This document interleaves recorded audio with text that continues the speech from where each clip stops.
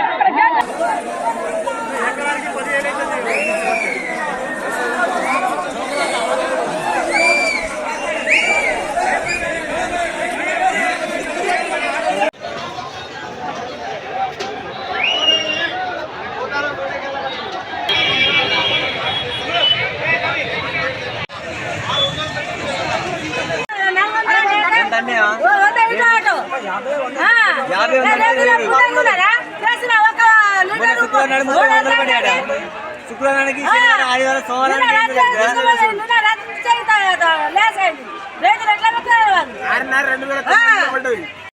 నేను ఒక 4 ఎకరా లీజుకి తీసుకున్నాను, కౌలుకు తీసుకుంటే సరే మంచిగా పండింది. ఒక 10-12 పూట దాకా పండింది.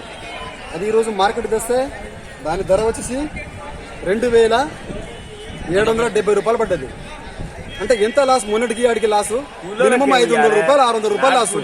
అదే ఆశతో నేను వచ్చి సరే అదే రూపాయి పడతాను కాదు, 3,200 3,300 పోయింది కదా.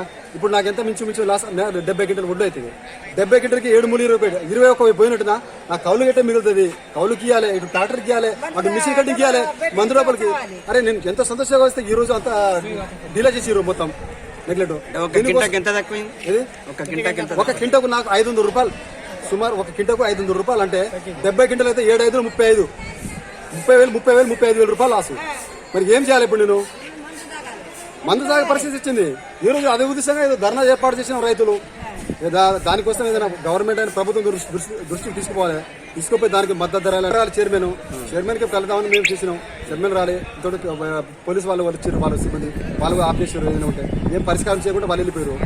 ప్రజెంట్ అయితే ఇప్పుడు దానికి పరిష్కారం ఏమి ఉంటుందో మరి మీరే తెలియజేయాలి. ప్రభుత్వం దానికి విచారించాలి.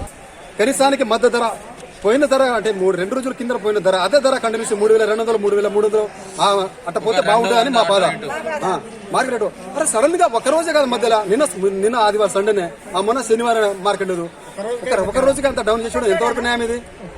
మిగిలిన అమ్ముకున్న రైతులు సంతోషంగా ఉన్నారు, మేము ఇంత బాధలు సరుకు ఎక్కువ వచ్చిందా రోడ్ అంత తక్కువ వేసారు ధర దీని విషయం ఒక్క రోజుకే గంట